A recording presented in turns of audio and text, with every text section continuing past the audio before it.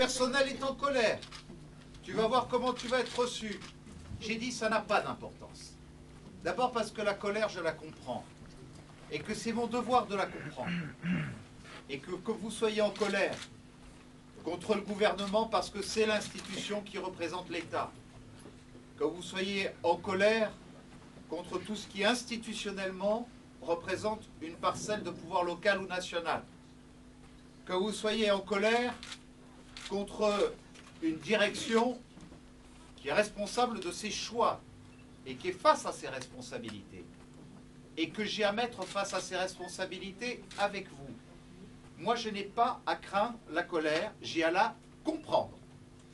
Et donc, j'accepte ce que j'ai pu entendre en remontant ici, où j'ai entendu des remerciements, où j'ai entendu aussi des gens qui m'ont dit écoutez, vous êtes bien gentils, mais on va voir ce qu'on va voir. Je suis prêt à tout, parce que je ne suis pas là pour accepter des responsabilités nationales dans mon ministère d'un côté et refuser d'entendre des vérités que vous avez à dire et exprimer. C'est comme ça que je conçois ma mission et que je conçois ma tâche. Donc voilà dans quel état d'esprit je suis là. Et c'est vrai que pour celui qui a à défendre les usines de France, celui qui a à croire au nom du gouvernement qu'il y a un avenir pour l'industrie dans notre pays, là où trop longtemps, gouvernement de gauche comme de droite, c'est une réalité, on considérait que tout doucement notre pays avait plus à s'acheminer vers une politique de service que vers des politiques industrielles. Aujourd'hui, nous savons qu'il n'y aura pas d'avenir dans notre pays. Et il n'y aura pas d'avenir dans les territoires de notre pays. Et d'abord ceux qui sont les plus éloignés de la capitale. S'il n'y a pas d'avenir industriel dans les territoires, une grande entreprise industrielle comme la vôtre, qui a eu jusqu'à 2300 salariés, 2300, qui une dizaine d'années avait encore 800 salariés, et qui aujourd'hui est dans la situation qu'on connaît, et que je rentre dans ces 55 000 mètres carrés pour voir ce que j'y vois.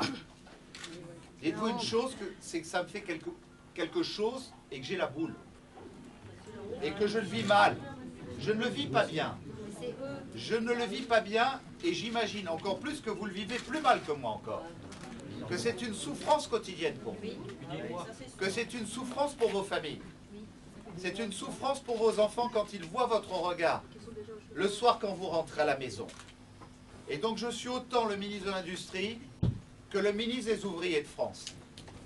Et donc mon devoir c'est d'être avec vous et parmi vous. Alors qu'est-ce qu'on a fait depuis que vous êtes venus, mesdames et messieurs les élus, monsieur le Président, m'alerter que vos syndicats sont venus pleinement jouer leur rôle à mon ministère. J'ai contacté d'abord le gouvernement italien. Une chose que je veux dire, on appartient tous à l'Europe. C'est plus compliqué pour moi quand j'ai un chef d'entreprise qui est au fond du Kansas que quand c'est quelqu'un qui est frontalier et qui forcément quelque part sait qu'il aura plus souvent à travailler avec la France que quelqu'un qui est de l'autre côté de l'Atlantique. Et que forcément, les liens que nous avons entre les industries françaises qui sont de l'autre côté de la frontière et les industries italiennes qui sont de ce côté de la frontière font que nous ne pouvons pas, d'un côté ou de l'autre, nous dire qu'on peut avoir n'importe quelle attitude vis-à-vis de l'autre.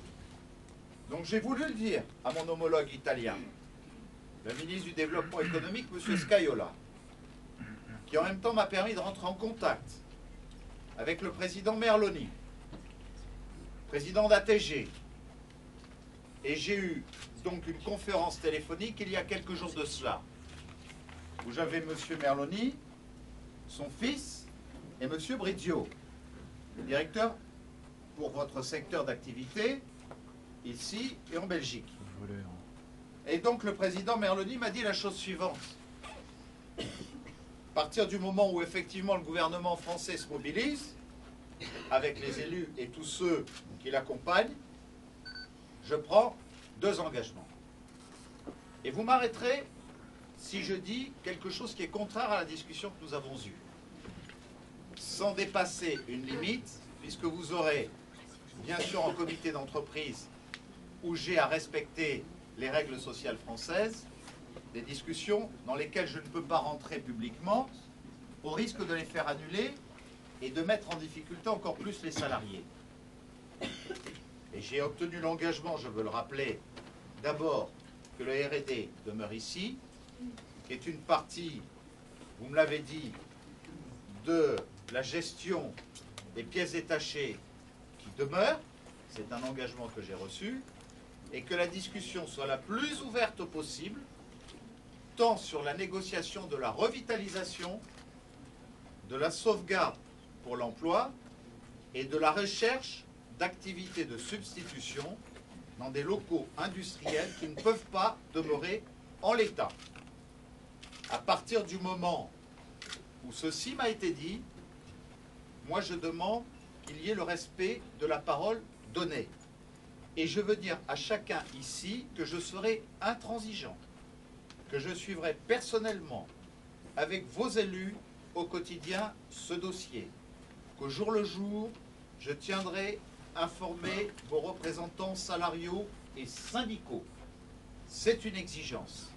En même temps, on va se réunir dans quelques instants avec vos représentants du personnel pour avoir une première discussion avec la direction, puisque M. Brizio, au nom du président Merloni, est là, et je l'en remercie, car je souhaite qu'un certain nombre de choses soient rappelées par la direction elle-même, et que l'on nous dise à cette occasion de quelle manière, sur quel délai, parce que je suis très attaché aussi aux conditions du délai. Il faut à la fois un délai court, mais pas trop court non plus.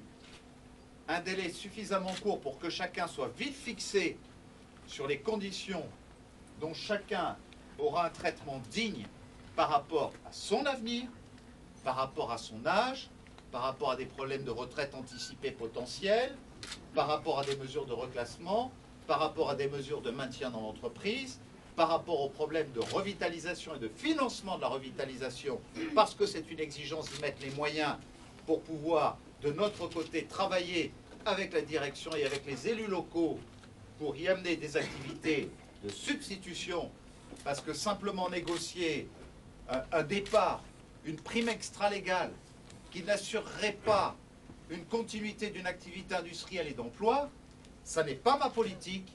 Ma politique, c'est de conserver aux Côtes d'Armor une activité industrielle pérenne pour les années à venir. Je veux me battre pour cela, en même temps, bien évidemment, que je veux m'assurer de la dignité et de la manière dont on traitera le préjudice qu'a subi et qu'ont subi un certain nombre de salariés. C'est tout ça qui doit être traité.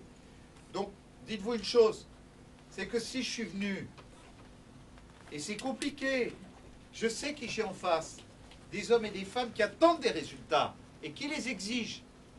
Si, franchement, j'avais pas envie d'y mettre toute mon énergie et mes forces, je ne serais pas là devant vous parce que je sais que ça représente un risque personnel.